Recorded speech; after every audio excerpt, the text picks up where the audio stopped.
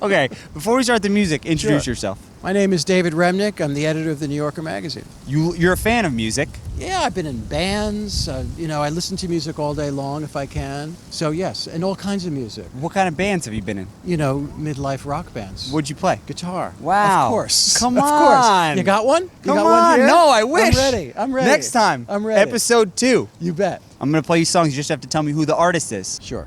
Here you go. All right. Oh, it's Aretha singing. Yes. I don't think anybody sings better than Aretha Franklin. Yeah. Not in opera, not in pop music, not in anything. She's the best. And I know you know a lot of opera. I went to see Moby Dick a few months ago. That's not what you should start It with. was not a good place to start. You don't start with thought Moby maybe Dick. I liked the book. Where do you start? What you start with is some, Italian opera, La Bohème, Yeah. or, Trovatore or something like that. One for one. Oh, come on. Bruce. Yeah. Tell me about Bruce Springsteen. I grew up in New Jersey, and he sort of appeared on the scene in the early 70s, so I would have been in junior high school, early high school, and I saw him as the opening act. I swear to God, the first rock concert I ever saw was to see Chicago. A lot of horns, really awful. Yeah. And I sat up in what used to be called the blue seats at Madison Square Garden for $4, and there was this opening act, and usually nobody listens to the opening act. But you knew who he was at that point. I vaguely, he was just extraordinary. He just had great presence, but it was a bomb. Nobody was listening. And Springsteen, after playing the Garden and arenas like that as an opening act, swore never to do it again until he could open. So he went to smaller theaters and stuff like that. I think he even quit the tour, maybe. It was like, I think it was abandoned. I've had enough of opening Yeah. for Chicago. It's not working. Yeah. 2 for 2.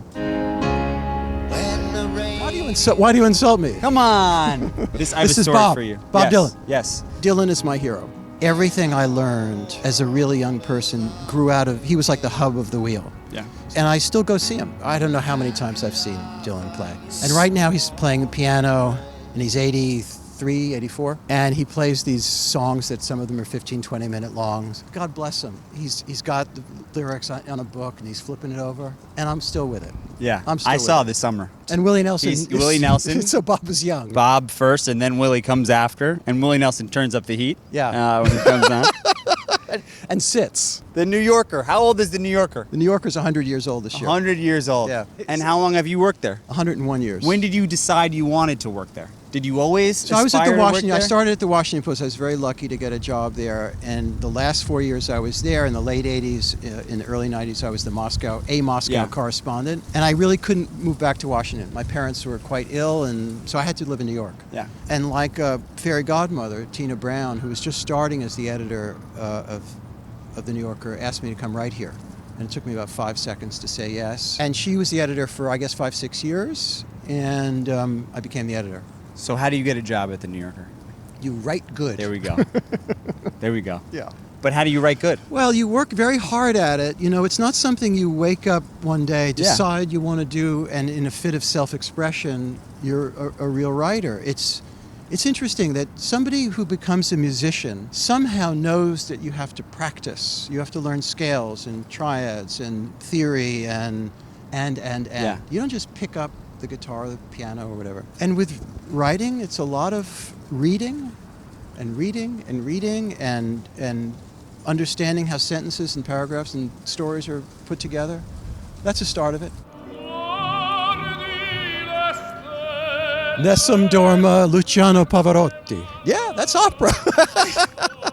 Full circle. Tell me about Pavarotti. So Pavarotti was the great tenor of our time. He obviously died some years ago. And when I came to the New Yorker, I heard that Pavarotti was going to quit and that his last performance was going to be in Singapore, and it was in 4 days. And I went to the editor, Tina Brown, who had hired me, and I said, I think we should do a piece, meaning me, on Luciano Pavarotti, his final performance. So she said, so why aren't you at the airport? And I thought, this is the best job ever. And I flew to Singapore, and the key plot line is that he had a cold. And the most famous magazine piece ever written probably is Frank Sinatra Has a Cold by Gay Talese. So I used that plot line and the business of him having a cold as a way to write a little comically about this colossus of a man. It's very beautiful. Nessun Dorma is just one of the great pop arias, and you see it performed by all kinds of people. You know who else sang it? Who? Aretha Franklin.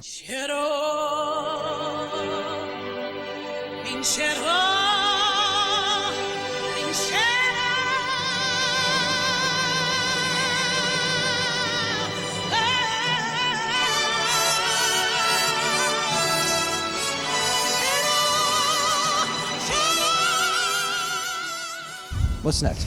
And I'm feeling good. Nina Simone. Yes. I only saw her once or twice. She was a fierce performer and political presence too. A great figure in the civil rights movement, and everybody should check her out. She's just incredible. You like writing about music? I wrote a book called Holding the Note, which is just a collection of pieces about what nobody ever expected to happen in rock and roll, which is that people would grow old. Yeah. You know, rock and roll was going to last for 5-6 years, and then something else would happen, and here we are. Some acts managed to not be Jimi Hendrix and Janis Joplin and Jim Morrison and all the rest. And what happens to them as they age? What happens to their tools and their sensibility, their audience? So, sure, I write about it once in a while. It's almost as a lark. This is Mick Jagger Yes. singing Little Red Rooster, which is a Muddy Waters song. Yes. You know, in the beginning, that's what the Stones did.